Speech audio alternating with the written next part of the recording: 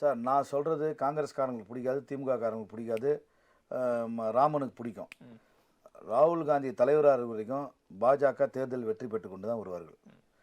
தலைமை மாற பரவாயில்ல. அண்ணன் ஒண்ணு உண்மை சொல்றாரு சார். இல்ல அது வந்து அண்ணன், அதாவது ராஜசேகர் அண்ணன் சொல்ல மாட்டாருன்னு நினைச்சேன். பரவாயில்ல, அவருக்கும் மனசாட்சியை வெளிப்படையா காட்டாரு. அதுக்கு வாழ்த்துக்கள். நான் வந்து இதுல இருந்தே தெரிஞ்சுக்கங்க, என்னோட நடுநிலை, நான் வந்து நடுநிலைவாதின்றது எஸ்டாப்ளிஷ் பண்ணிட்டேன். ஆனா திமுக எவ்வளவு செம்பு தூக்குறாரு. திமுக வரை திமுக ஒரு மக்கள் விரோத ஆட்சி.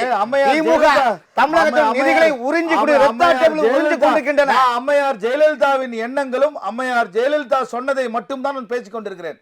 அம்மையார் ஜெயலலிதாவோட அட்மைரர் நான். அதே ஜெயலலிதா சோனியா காந்தி பிரதமராக ஏற்க மாட்டேன்னு சொன்னாரே இல்லையா? சொல்லுங்க.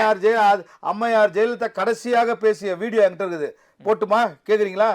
நான் முன்பு ஒரு தவறை செய்து விட்டேன், மீண்டும் அந்த தவறை செய்து விட்டேன், அதற்காக நானே அந்த ஆட்சியை கலைத்தேன் என்று அந்த அம்மா பிரகடனம் பண்ணாங்க. தமிழ்நாட்டு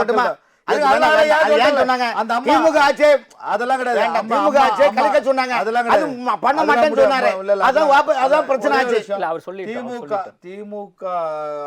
கிடையாது.